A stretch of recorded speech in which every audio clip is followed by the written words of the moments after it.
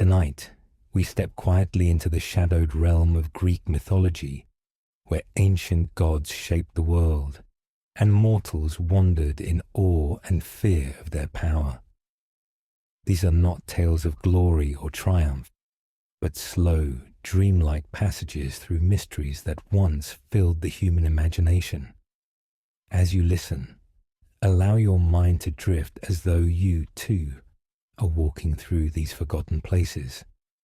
Carried on the hush of timeless stories, we will descend first into the underworld, not with the eyes of a hero, but through the quiet steps of an ordinary soul. We will then drift into the shifting visions of Morpheus, god of dreams, where reality bends and reshapes itself. And finally, we will hear the tragic whispers of Medusa, a woman transformed into a monster, cursed to dwell in sorrow and silence. Let these stories settle over you like a soft night wind, guiding you deeper into rest, until only the echo of myth remains. The ancients often whispered that beneath the roots of the earth lay a kingdom vast and eternal. It was not made for the living, nor meant to be seen with mortal eyes. It was a place that waited for everyone, whether they were kings or beggars, soldiers or poets. The Greeks called it the underworld, and they believed it was the final destination of the soul. To imagine it, picture yourself descending. The air above is bright with sunlight, the smell of grass, the chatter of birds. But with each step downward, those things fall away. The warmth fades first, then the sound, then even the memory of color. The air grows heavy like stone dust, and your footsteps echo as though you walk inside a cavern larger than mountains. At first, there is only darkness. Then, gradually, a faint glow begins to form. Not golden like sunlight, but silver, as though the moon itself seeps through the cracks of the earth. The Greeks said the underworld was lit not by fire, but by its rivers, which glowed faintly as they wound through the land of the dead. The air is cool here, steady and unchanging, as though time itself does not move, and you are not alone. The first sound you notice is silence, heavy, oppressive silence that seems to fill your ears like water. But then, slowly, other sounds emerge, faint footsteps that are not your own, whispers that carry no breath, the slow trickle of water in the distance. You begin to see them, the shades, pale and weightless, drifting along unseen paths. Some walk as though lost in thought, others cluster faintly, resembling gatherings of the living, a family perhaps, or companions travelling together. They are not joyful nor sorrowful, but suspended, caught between memory and forgetting.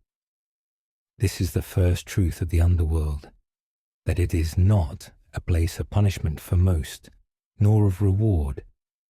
It is simply existence without end. Ahead, a river cuts across your path.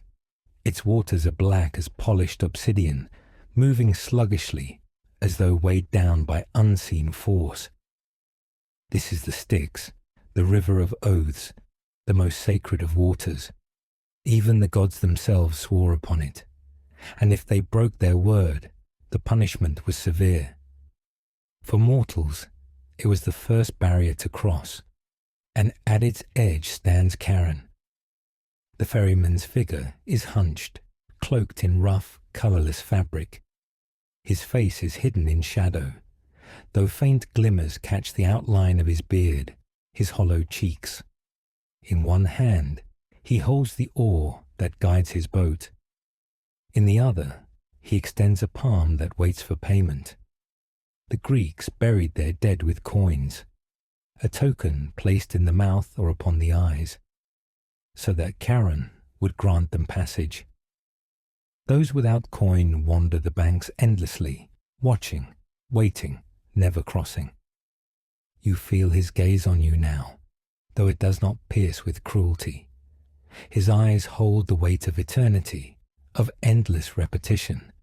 To him, you are just another traveler. He does not speak, for he rarely needs to. Instead, his skeletal fingers flex, silently asking for what is due. Tonight, whether by fate or by imagination, he lets you pass.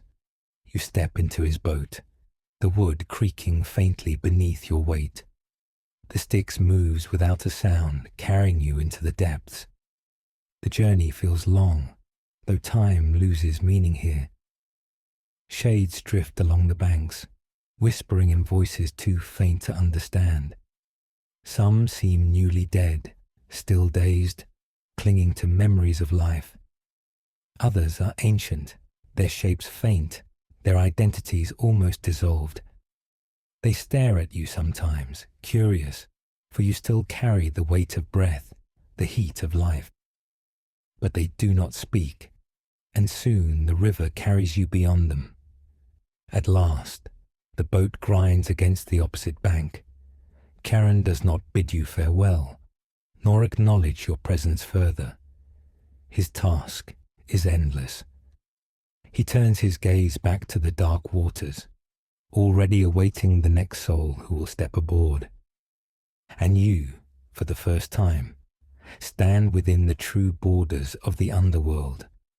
Before you rise great gates of bronze, vast and gleaming faintly in the dim light.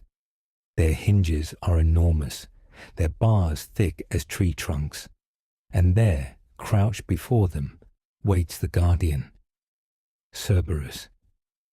The three-headed hound growls low, each head turning at different intervals, eyes glowing faintly. His breath steams, warm against the cool air, and his teeth glint like ivory knives.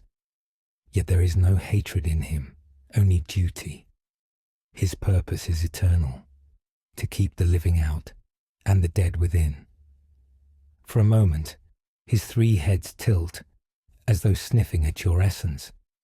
He recognizes something unusual. You are not fully dead, not fully bound to this place. Still, after a long pause, he lowers one head slightly, and the gates creak open. You pass within. The underworld stretches out before you like an endless plain. The ground is firm, yet not stone. The air is dim, yet not dark. And everywhere shades move like quiet rivers of humanity. This is the kingdom of Hades, where all mortals must one day arrive. Here your journey truly begins. The gates of bronze groan shut behind you, sealing the world of the living away. Ahead stretches the vast kingdom that the Greeks called Hades, a land not built of fire or torment, but of silence, permanence, and the hushed weight of eternity. The first thing you notice is the stillness. The air is neither cold nor warm, the sky neither day nor night. It is a muted twilight without horizon, as if the underworld itself refuses to commit to time. Yet the landscape is not empty. All around, pale figures drift across plains and winding paths. They resemble the living, but only faintly, their features blurred, their bodies weightless. This is the crowd of souls, not wicked nor heroic, simply human. Farmers and artisans, children and elders, soldiers who died forgotten, mothers who raised families now vanished. They wander without anger, but also without joy, like leaves carried endlessly upon a current.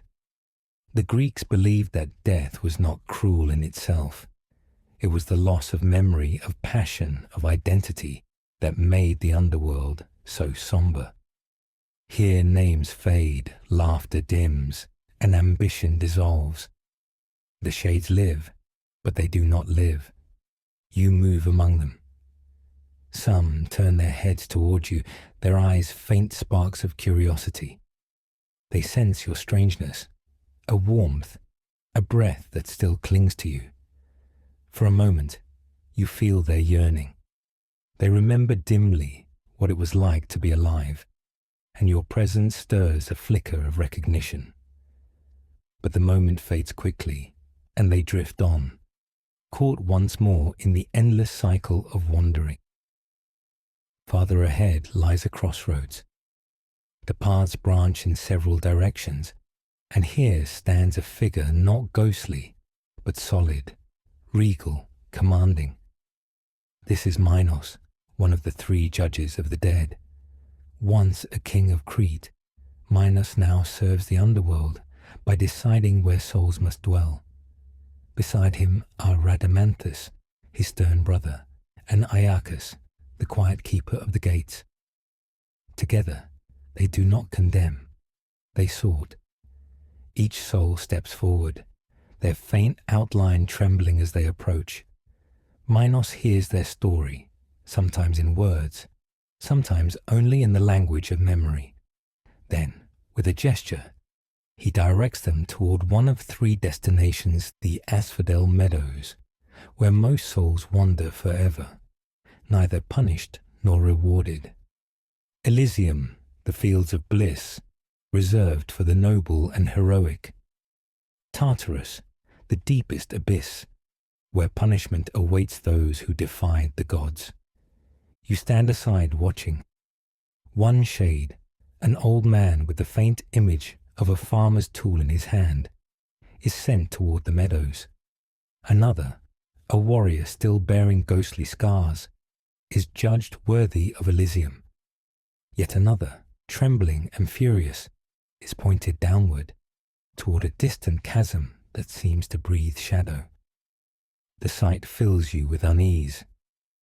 For here the Greeks expressed one of their deepest truths, that death is universal, but what follows may differ. Not every life was remembered the same, and not every soul was weighed equally. When the judge's eyes fall upon you, there is hesitation.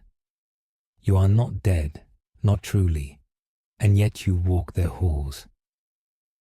For a long moment Minos studies you, as if deciding whether to send you back or forward, or nowhere at all. Finally, with a faint nod, he lets you pass. Perhaps he knows your journey is not yet finished. Beyond the judges, the underworld opens wider. You come first to the Asphodel Meadows. It is a plain of endless pale grass, swaying though no wind blows. The souls who wander here are countless, their faces dim, their movements sluggish. Some whisper faint fragments of the lives they once lived, the faint memory of a song, the vague echo of a story told by firelight. Others drift silently, their memories already swallowed by the gloom. Here lies the fate of the ordinary, no cruelty, no reward, only eternity, empty of ambition, empty of pain. To the Greeks, this was the destiny of most, a reminder that life itself was a true gift, and death the silence that followed. Yet, as you walk the meadows, you notice some shades stir faintly as they pass you. Your presence ignites small sparks, like embers flaring briefly before fading. One woman, her form hazy, seems to remember her name for the briefest moment, and then it slips away. You realize that even here memory is fragile, crumbling like paper under rain. From the meadows, a path turns sharply, leading upward. Following it, you come to a brighter realm, Elysium. Here the twilight shifts, glowing golden. The air feels warmer, filled with the distant murmur of music. The land spreads in soft fields, flowers blooming endlessly, streams glittering as though kissed by sunlight.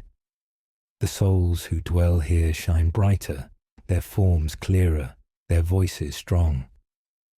Warriors converse as though seated around a great fire. Poets recite verses as if they had never stopped.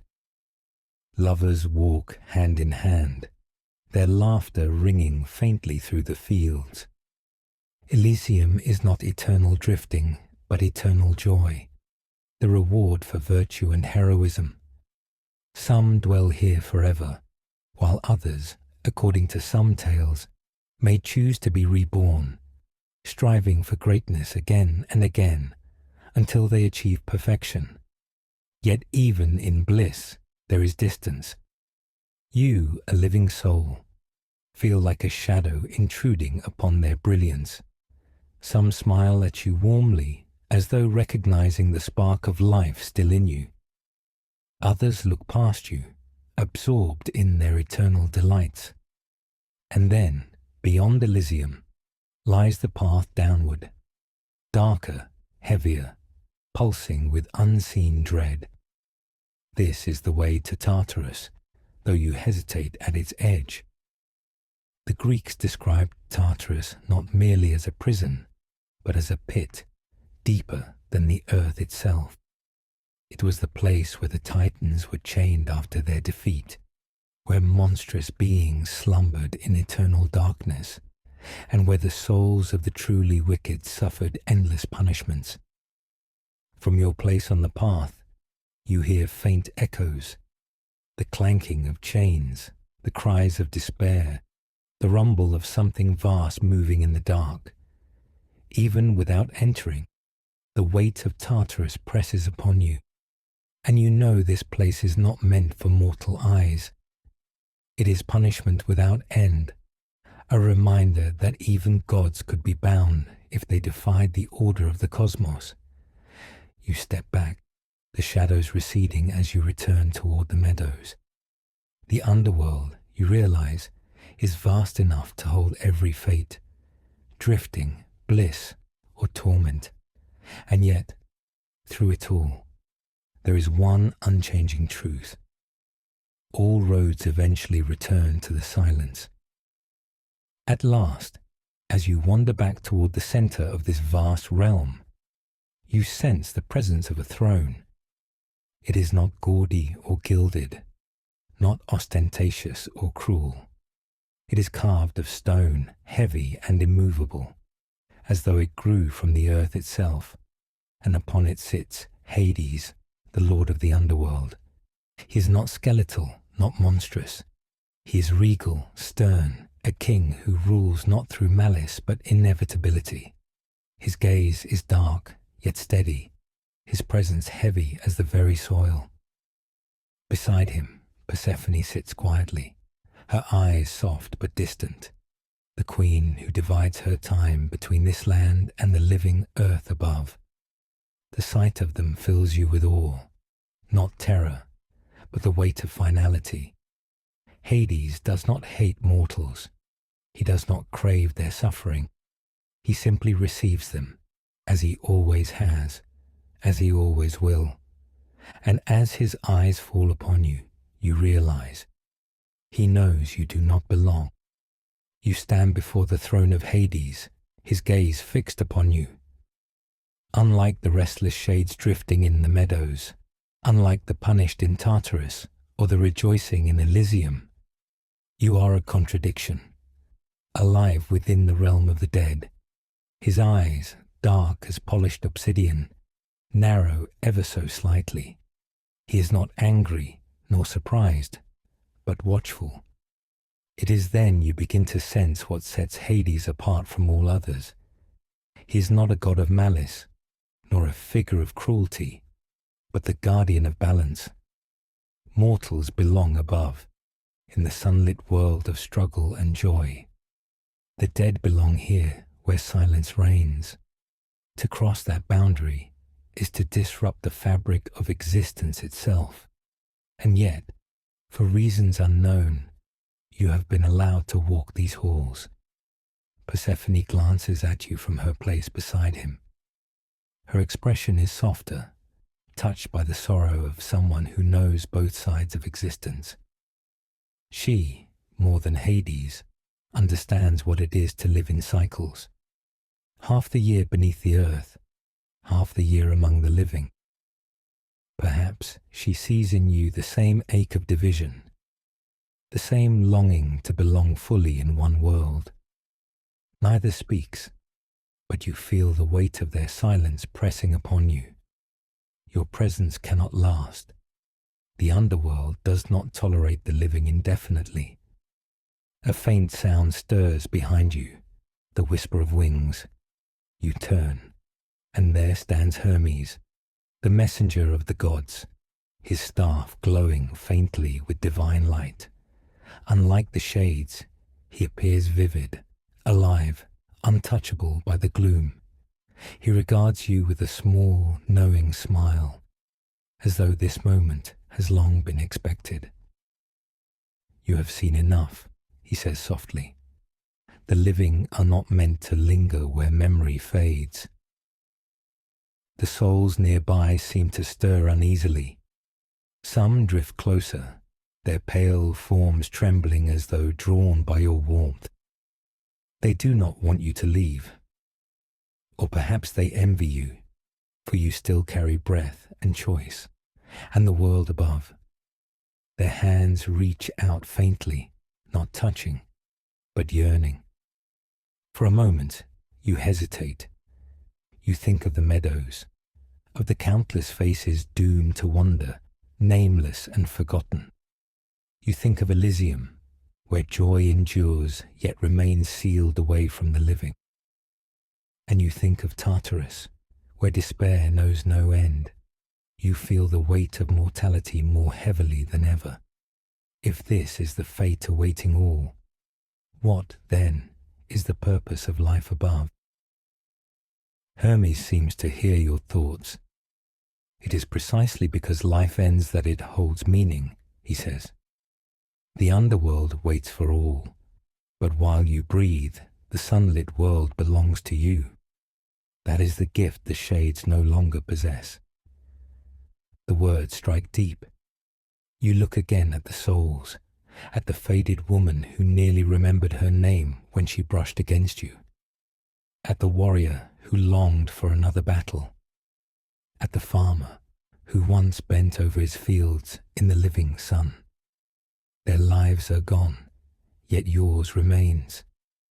You realize that death is not the cruelest part of existence. Forgetting to live fully while you can is. Hermes gestures, and the path behind him glimmers faintly. You recognize it.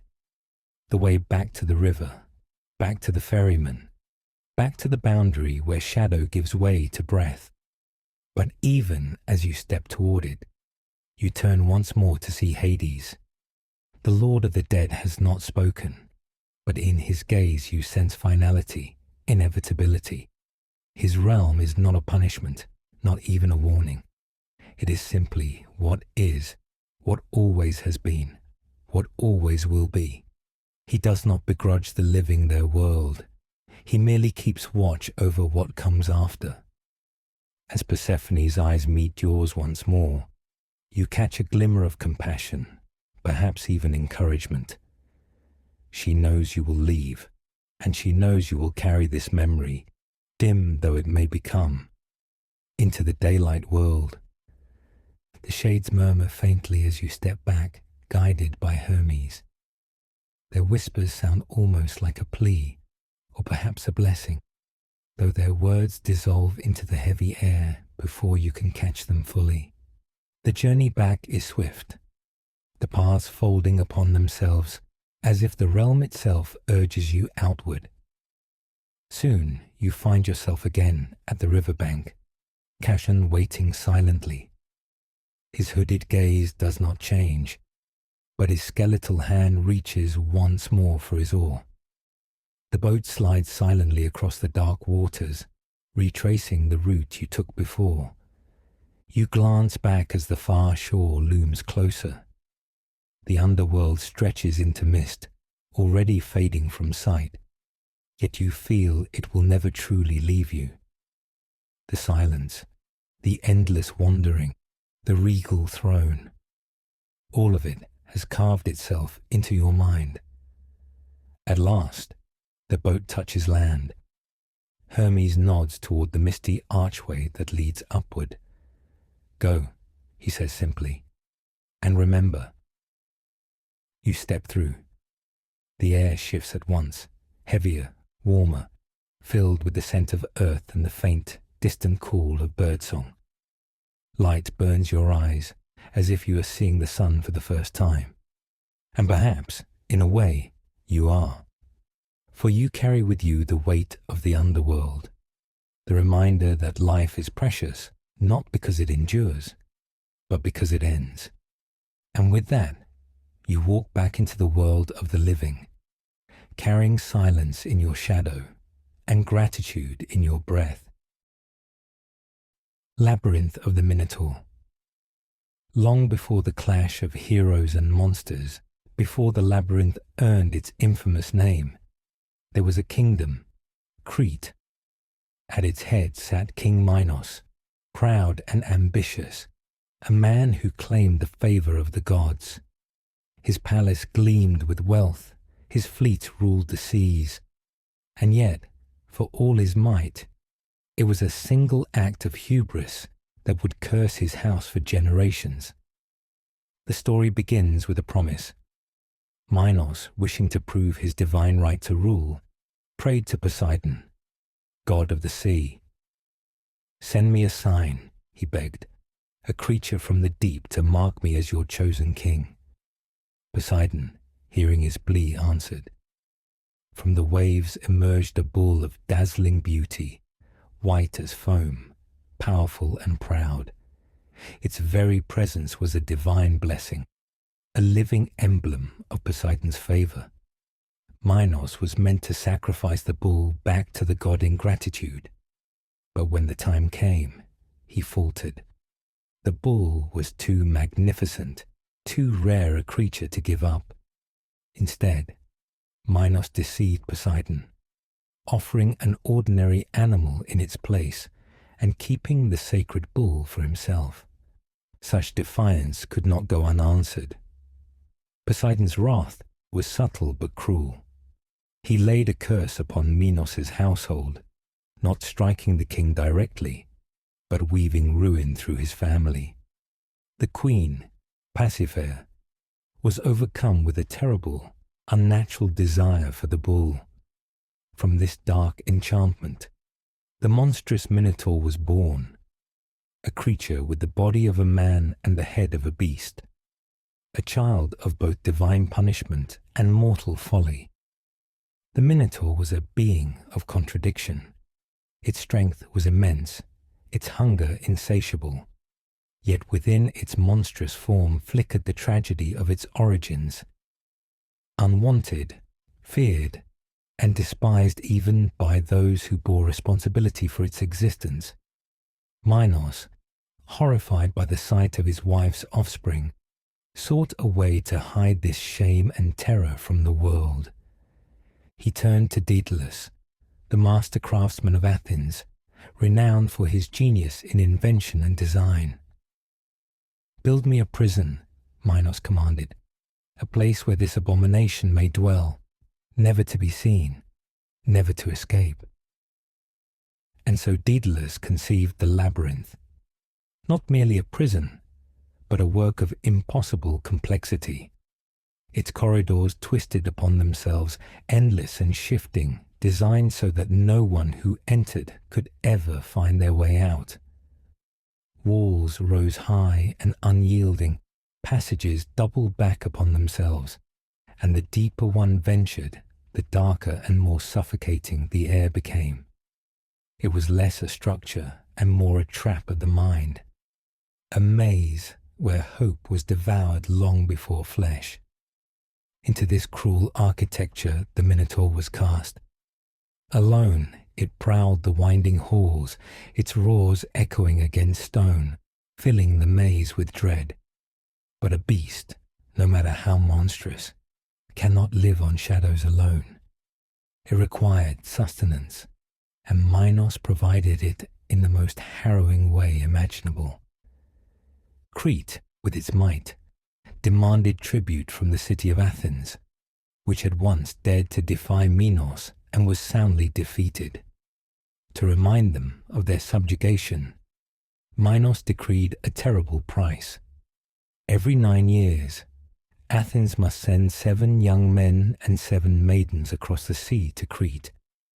These innocents would be led into the labyrinth, their cries swallowed by the dark, their fates sealed by the Minotaur's hunger. The ships came as commanded, year after year. Each time, Athenian mothers wept at the shore, fathers grieved in silence, and children clung to their families, knowing the day might one day claim them. Each tribute sailed into the unknown, and not a single soul returned. The Minotaur grew feared not only as a monster of flesh and bone, but as a looming shadow across all of Greece, a symbol of hopelessness and despair. The labyrinth itself became legend. Sailors whispered of it when the sea was calm, travelers spoke of it around campfires, and children in Athens grew up with nightmares of endless halls and unseen claws in the dark. Yet no one could deny its reality, for the tribute was real, the grief undeniable, and the shadow of Crete hung heavy over the land.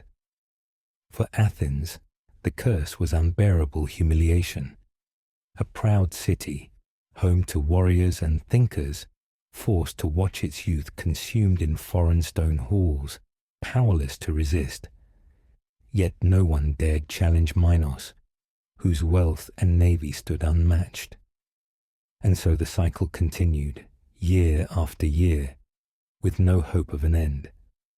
But myths always bend toward the arrival of a hero, and in Athens, among its princes, one arose who would not suffer this injustice any longer.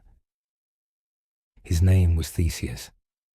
Brave, determined, and unshaken by fear, he declared that he would face the labyrinth. He would confront the beast that had haunted his people for too long, and unlike the others, he swore, he would return. Yet the tale of Theseus belongs still to the chapters ahead. For now, the Minotaur prowls, the labyrinth awaits, and the sorrow of countless lives echoes through its stone corridors. The city of Athens had borne its humiliation in silence for too long. Every 9 years, as Minos's demand came due, despair cloaked the streets.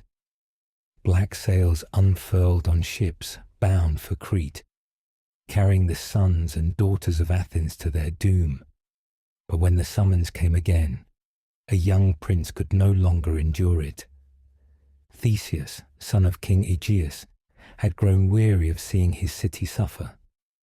He was not yet the most seasoned warrior of Athens, but there burned within him a fierce resolve and a restless courage that would not be silenced. When his father lamented the fate of the chosen youths, Theseus rose and spoke with unwavering certainty. This tribute must end. The Minotaur has feasted on our blood long enough. I will go with them, father, and I will return. Either I will slay the beast and break Minos's hold on Athens, or I will die in the attempt, but never again will our people live in fear. King Aegeus, torn between love for his son and the duty of a ruler, pleaded with him to reconsider. The labyrinth had claimed every soul who entered it. What hope did one man have against both its endless walls and the monster within? Yet Theseus could not be swayed. His mind was set, his destiny already shaping itself in the shadows. At last, Aegeus relented, but he asked one thing in return. The ships bound for Crete always carried black sails, a sign of mourning for the doomed. If you succeed and return alive, the king said, raise white sails on your voyage home, so that I may know from afar that my son lives. Theseus agreed, though fate would later twist this promise into tragedy. When the day came, he boarded the ship with the other chosen youths, walking with a calmness that steadied their fear. Mothers wept along the docks, fathers bowed their heads in grief, but the young Prince of Athens carried himself as though he were heading not toward death, but toward glory. The voyage across the wine-dark sea was somber, each day marked by dread as Crete drew nearer. But Theseus, in his steady voice, reminded his companions of what was at stake. "We are not victims," he told them. "We are warriors. Even in the shadow of the Minotaur, we carry with us the spirit of Athens. If one of us must fall, let it be with courage." His words, though simple, planted seeds of defiance where only despair had grown before.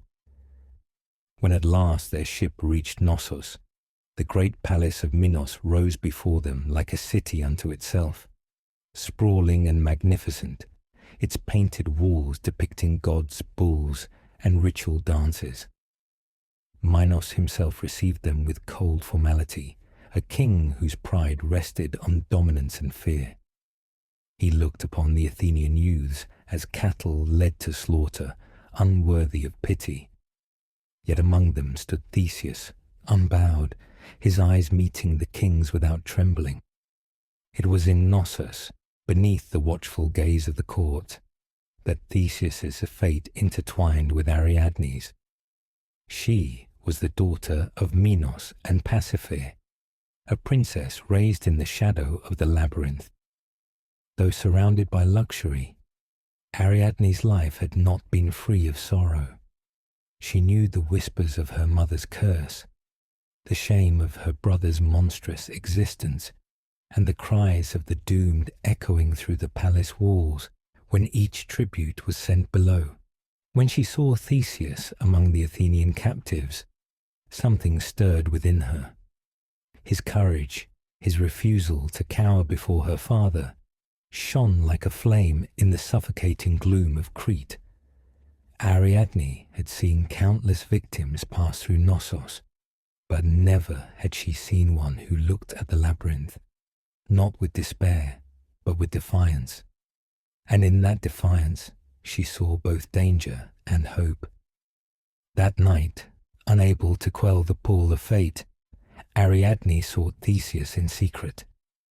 In the quiet shadow of the palace, she approached him, her words trembling yet determined. "Do you truly mean to face the Minotaur?" she asked. "I do," Theseus replied without hesitation. "It has haunted Athens too long. Either I end it, or it ends me." Ariadne's heart quickened. In his certainty, she saw the chance to end the cycle of horror that had cursed her family and her land.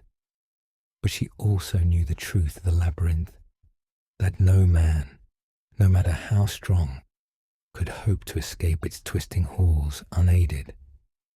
"You cannot slay the beast without first finding your way to it," she said. "And even should you succeed, the labyrinth itself will claim you. Many brave men have gone in, Theseus, but none have ever returned. The walls themselves conspire against you." Then she revealed her plan. She had devised a means of escape, simple yet profound, a ball of crimson thread.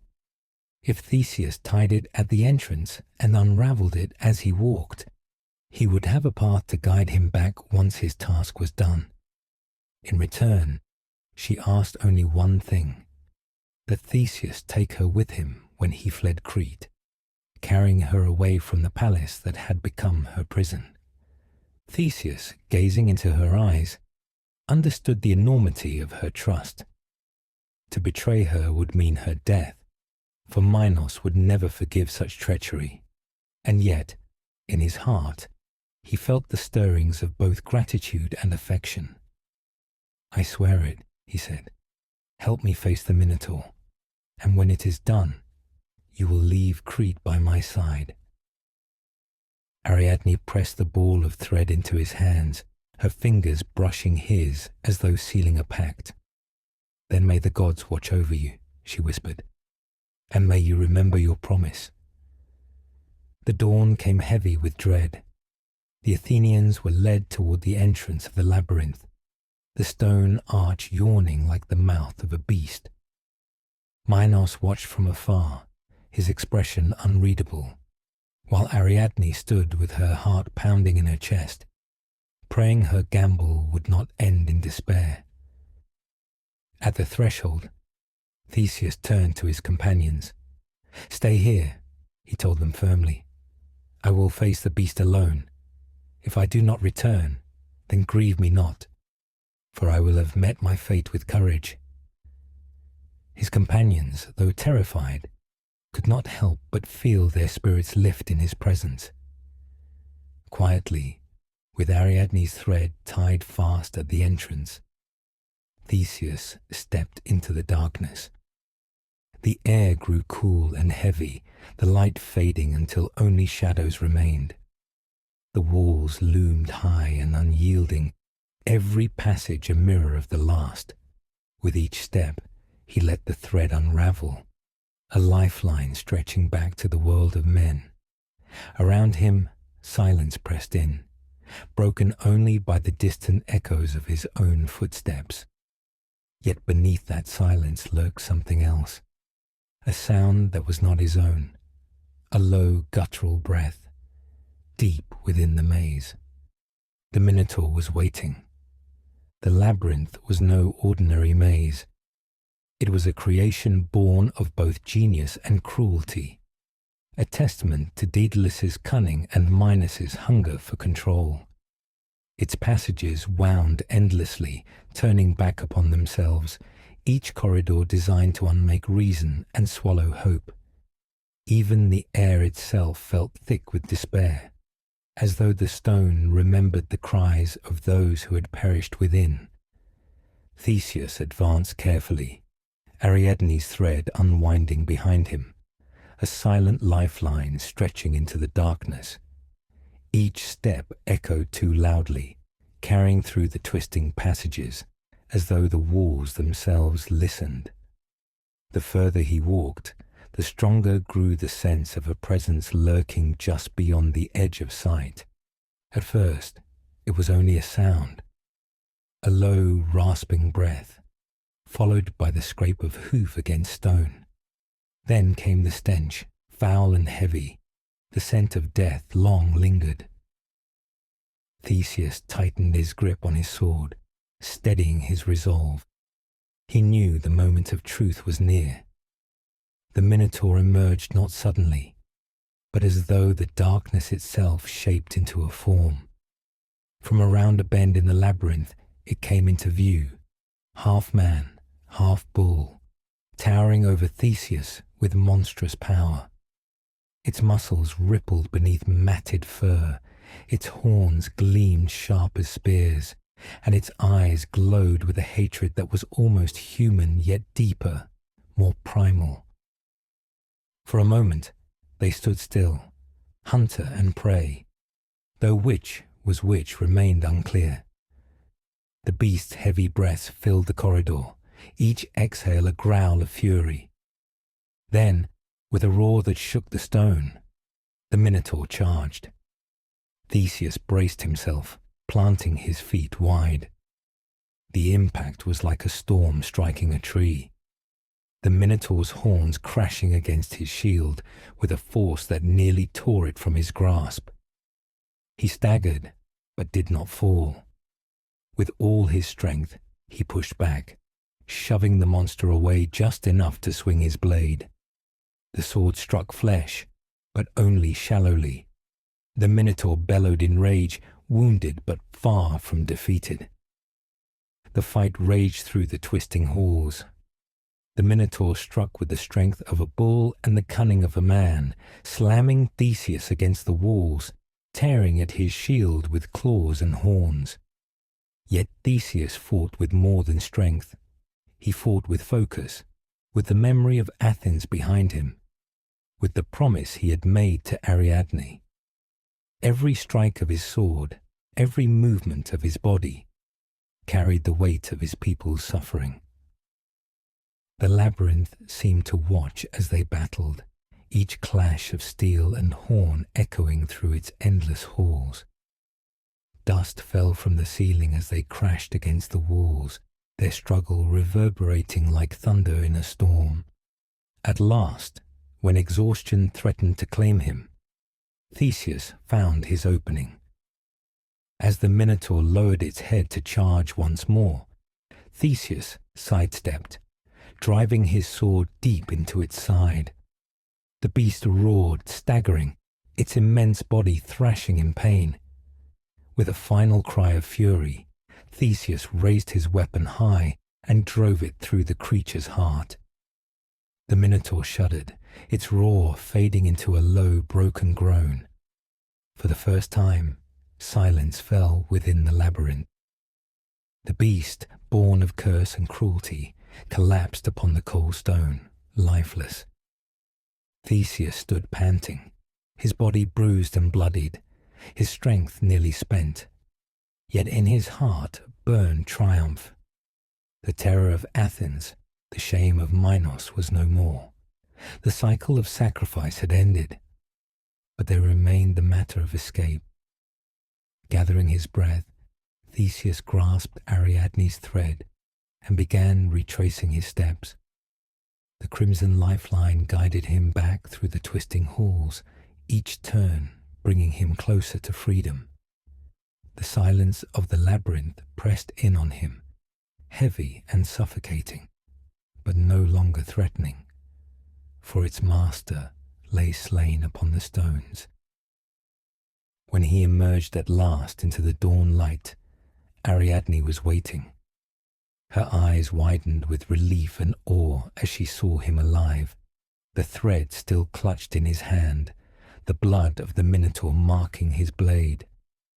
She knew in that moment that the world had changed. The monster that had haunted her family, her people, and Athens was gone forever.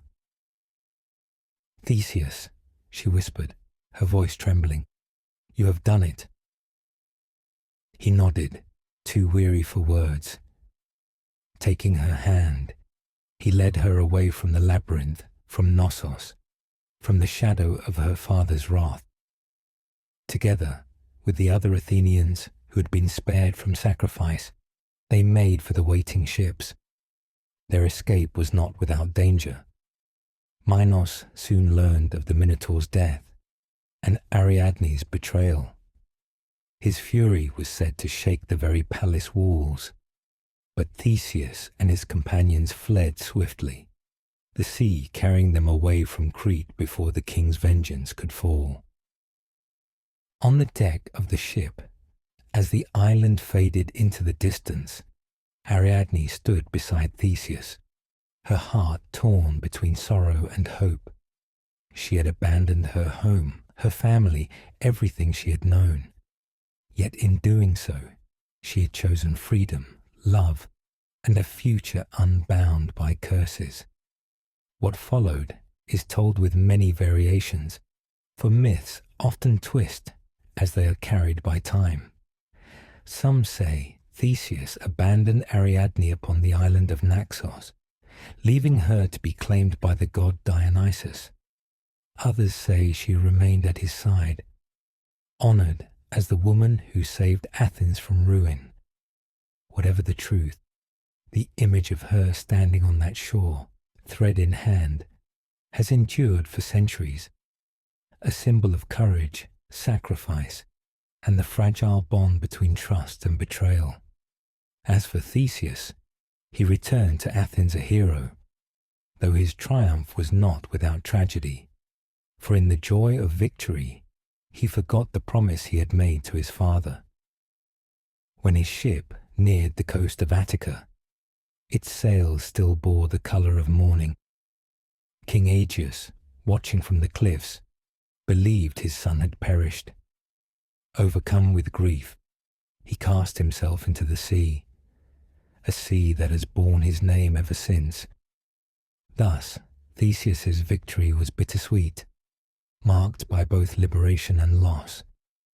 Yet the slaying of the Minotaur remained one of the greatest deeds of Greek legend, a tale of courage in the face of terror, of cunning joined with strength, of the fragile thread that can guide us through the darkest of labyrinths. Medusa's lament. Medusa was not always a monster. Long before her name became a whisper of dread, she had been a mortal girl of striking beauty. Born the youngest of three sisters, she was the only one who would know the weight of time.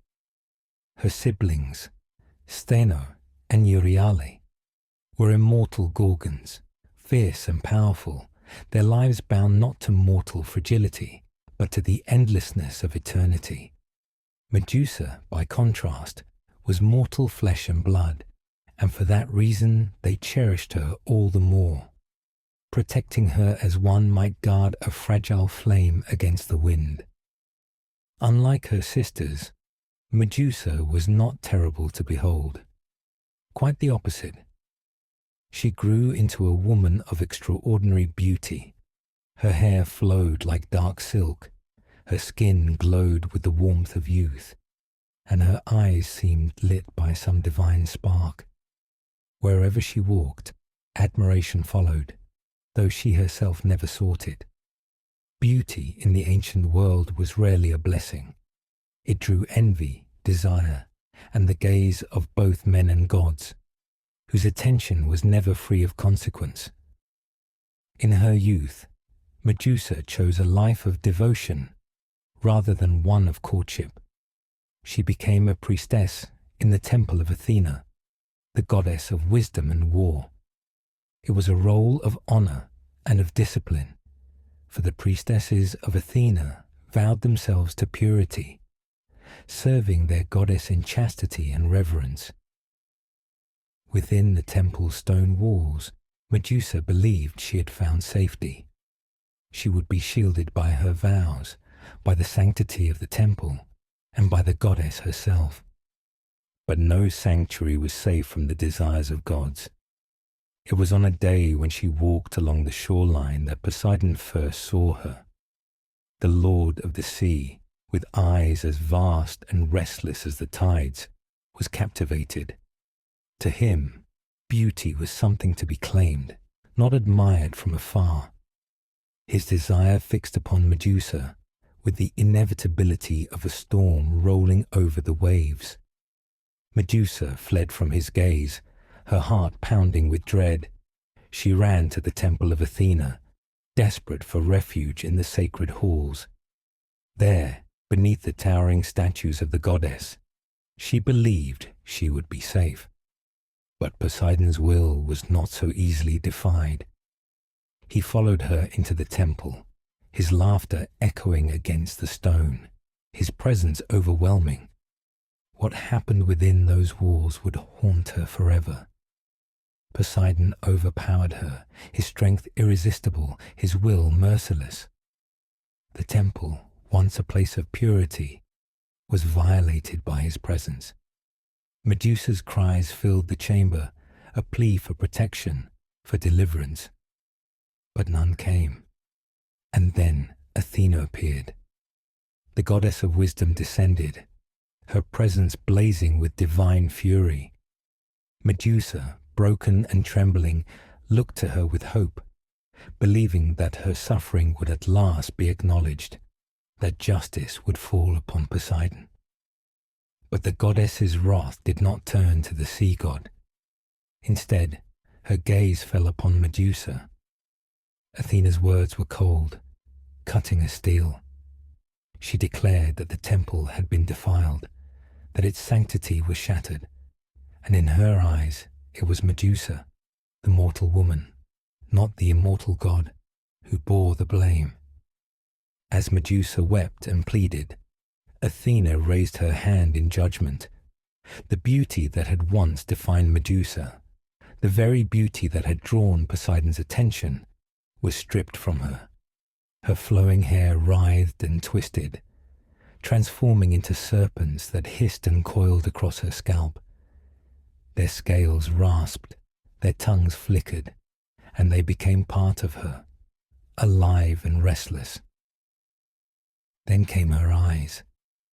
The brightness that once inspired admiration now burned with terrible power. When Medusa's gaze fell upon a statue of Athena within the temple, the marble cracked, splintered, and collapsed into dust.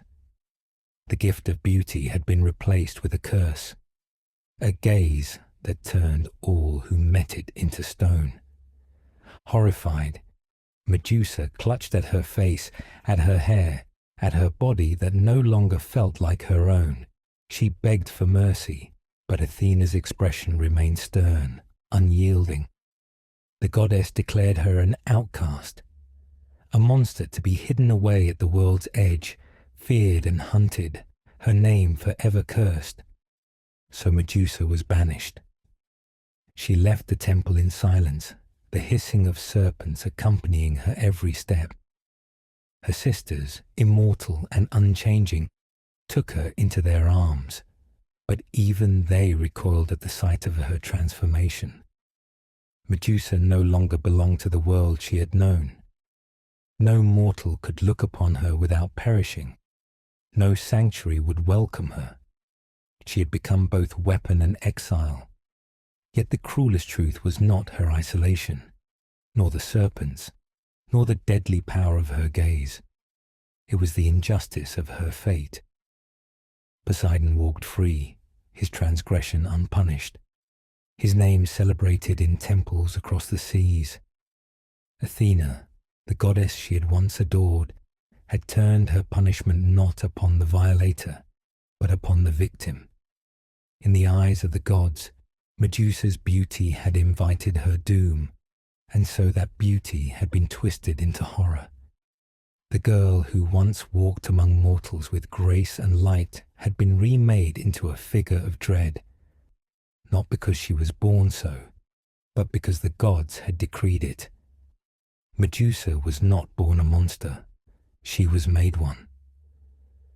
When Athena's curse had twisted Medusa into a gorgon, her world shattered into fragments of silence and dread. She fled from the temple, her feet pounding across sacred ground that now burned with shame. Every glance from mortal eyes filled her with terror, not because of what they might do to her, but because of what she would do to them. With each instinctive look, with each flaring of her cursed gaze, people stiffened, collapsed, and turned to stone. Faces once alive with fear or compassion froze into granite masks, forever silent witnesses to her torment. So she ran to the edges of the world, to lands where no one lived, where the wind howled over barren rocks and sea foam struck jagged cliffs. She found her home at the edge of the known earth, in a cavern whose mouth yawned wide like the jaws of some primeval beast. Within its dark walls, Medusa could retreat from the judgment of men, from the endless cruelty of gods. Here, in this wilderness, she became myth. But solitude was not peace. It was a sentence. Days stretched into weeks, weeks into years. The world outside carried on. Wars were fought, kings were crowned, and temples rose in honor of gods who seemed to thrive on mortal devotion. Yet within her cave, time bent and lost its meaning. Medusa lived not by days or months, but by the rhythms of hunger and the relentless hiss of her serpent hair, a constant reminder of her unchosen fate. The snakes were not silent companions. They twitched and writhed, their scales glistening in dim light, their forked tongues flicking in restless hunger. At times, she thought she could hear them whisper, sibilant voices echoing in her mind. Were they merely creatures bound to her curse, or extensions of her own fractured soul? She could never decide. Some nights, they lulled her to uneasy sleep, coiling close around her shoulders like living shadows. Other nights, their ceaseless hissing scraped against her sanity, reminding her of the gods' laughter when they condemned her. Her reflection haunted her most of all. The pool of water near her cave's entrance had once been a comfort, a place where she could see her face, adjust her hair, smile at her own beauty. Now it was a cruel mirror. Her eyes glowed faintly, like embers beneath ash, and the snakes twisted where once her long, silken hair had framed her face. She could not look too long. Her own gaze frightened her, even though the curse spared her from her own petrification. Still, she avoided the water, for each glance felt like another wound. Visitors came from time to time, not by choice, but by fate. Travelers, warriors, and wanderers strayed too close to her cavern. At first, she tried to warn them, crying out, "Go back! Leave this place!" But her voice carried too late, or they mistook her for prey. Those who looked upon her never left. Their statues dotted the land around her lair, forming a grotesque garden of stone. Men caught mid-scream, swords raised in futile defiance. Women clutching children, their features frozen in terror. Farmers, soldiers, hunters, none could escape the truth of her curse. Each statue was a grave she had unwillingly carved, each a life stolen not by malice, but by accident of existence. The weight of this guilt pressed heavier than chains, and in her loneliness she spoke to them. Those statues of flesh turned to stone. She asked their forgiveness, though she knew they could not answer. She gave them names, invented stories for who they might have been. One statue, a boy clutching a half-filled jug of water, she called Nilos. She imagined he had been sent by his mother to fetch water for their household. Another, a woman with her arms shielding her face, she named Thalia, believing she might have been a singer, whose voice would never again echo through the valleys. In this strange communion with the petrified dead, Medusa found fragments of companionship, yet each reminder only sharpened her sense of exile. She was both executioner and mourner, both monster and victim. The gods watched, though she could not see them. Poseidon, in his deep ocean palace, scarcely spared a thought for her after their fateful encounter in Athena's temple. To him, she was little more than a memory, one of many fleeting indulgences. Athena, however, never forgot. Some say the goddess visited Medusa in her dreams, not with words of comfort, but with mocking visions of what could never be. In those dreams, Medusa would see her old self, radiant and admired, surrounded by friends and worshippers. Then, with a blink, the dream self would shatter, serpents spilling from her scalp, beauty curdling into terror. It was during these long years that the world's image of Medusa hardened. Sailors told tales of the Gorgon who dwelled beyond the edge of maps, whose very glance spelled death. Warriors boasted they would slay her, only to vanish, leaving behind another stone relic for her grim collection. Mothers frightened children into obedience with whispers, "Behave, or Medusa will come for you." And yet, beneath the legend, the truth remained. She wanted no conquest, no power, no worship. She desired only to be left alone. If there was cruelty in her, it was born from rejection, from betrayal, from the cruel laughter of gods who twisted her fate for their own pride. On stormy nights, when lightning split the sky and the sea roared against the cliffs, Medusa would emerge from her cave and stand upon the rocks, the serpents hissing wildly in the rain. She would scream her anguish into the wind, her voice roar with rage and grief, demanding answers from the heavens. "Why me?" she cried. "What justice is there in your punishment? What justice for a victim turned to villain?" The thunder answered with silence, so she endured. Each day became a repetition of survival, hunting beasts that dared enter her domain, drinking from the pool she despised, tending to the statues of those she had unwillingly claimed. She grew stronger, hardened not only in body, but in spirit. Though despair still clung to her, a fire smouldered beneath, a defiance that the gods had not extinguished.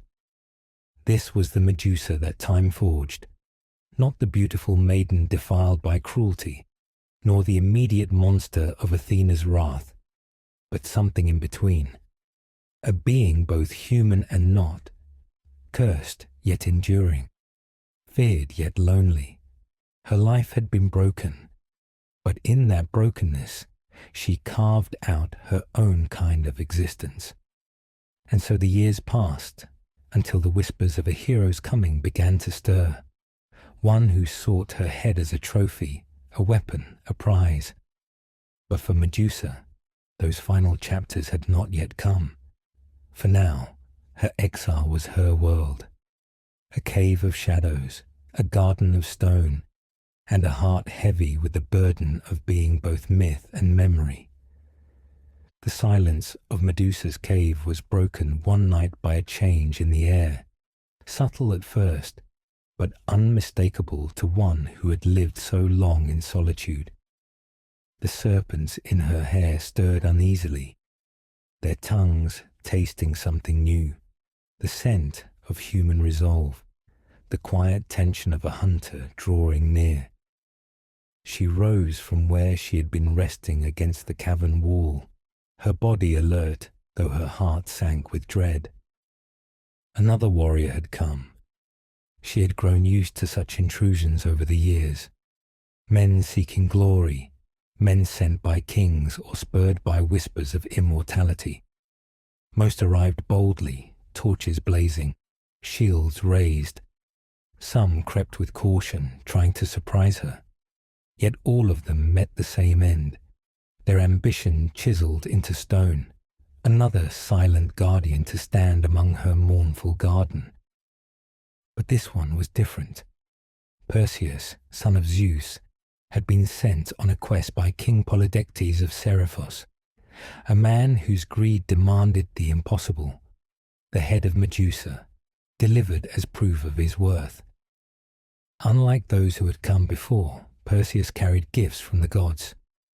From Athena, a polished bronze shield that shone like a mirror. From Hermes, a curved blade sharp enough to slice through steel. From Hades himself, a helm that cloaked its wearer in invisibility. And from nymphs of the sea, a bag to hold the severed head without harm. Medusa could not know all of this, but she sensed the difference. This presence moved with purpose, each step cautious but steady, as though guided by unseen hands. The night was still, except for the surf crashing against the cliffs outside. Within the cave, shadows deepened as Perseus entered.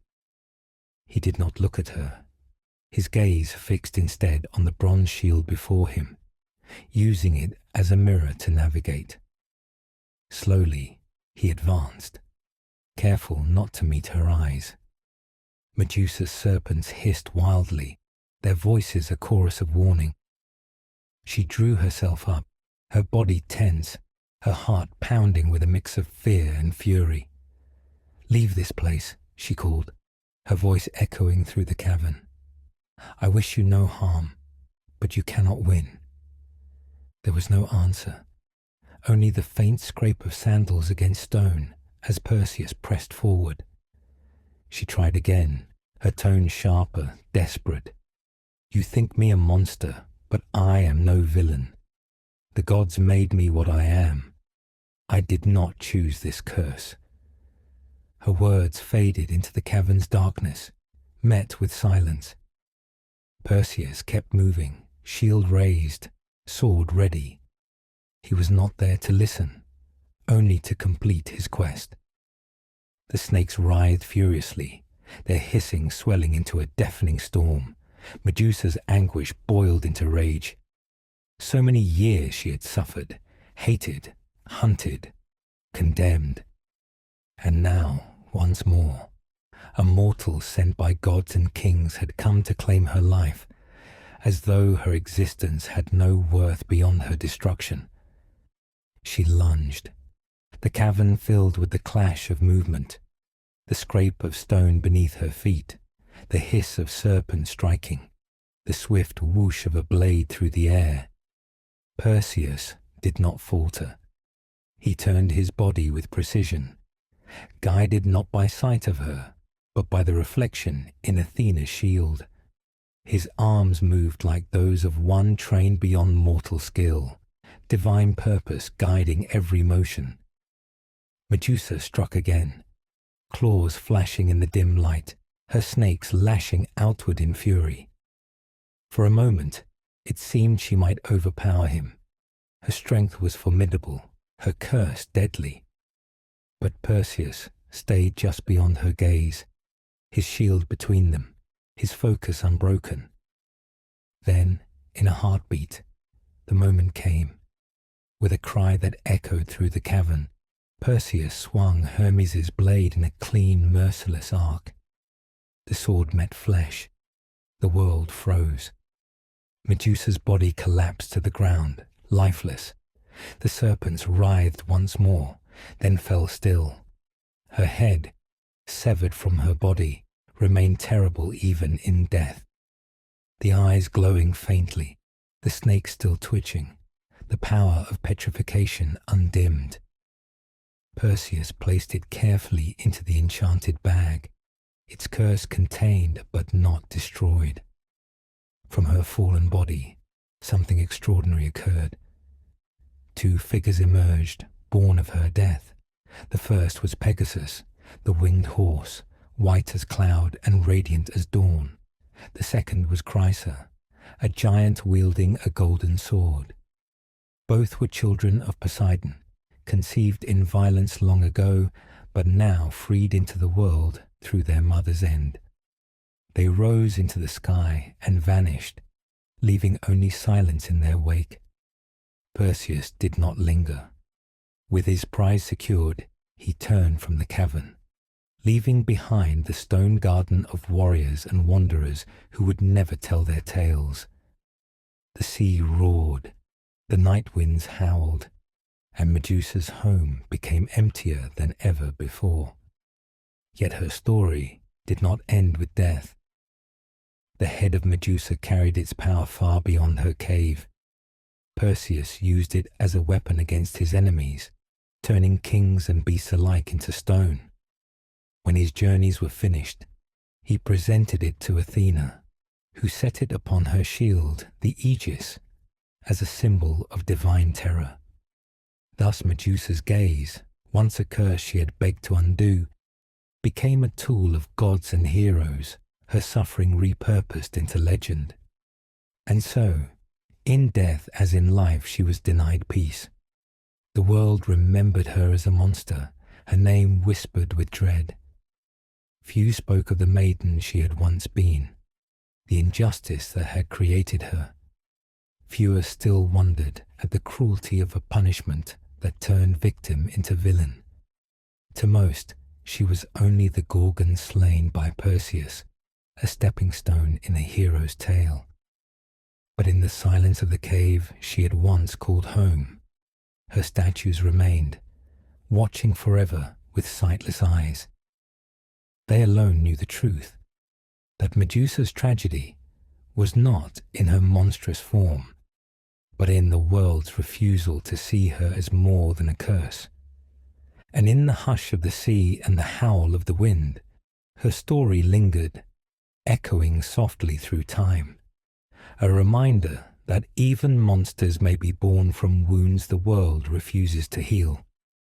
Greek mythology endures not only because of its heroes and monsters, but because of the human truths hidden within its tales. These stories of Prometheus's sacrifice, the Labyrinth's trials, and Medusa's tragedy remind us that behind every legend lies struggle, resilience, and longing.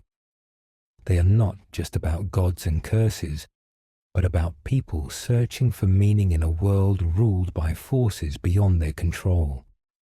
Perhaps that is why these myths continue to echo through time. They speak to the fragility of life, the weight of choices, and the hope that endures even in the darkest of places. As you drift into rest, may these stories linger softly in your dreams, carrying you into a timeless world where myth and memory intertwine.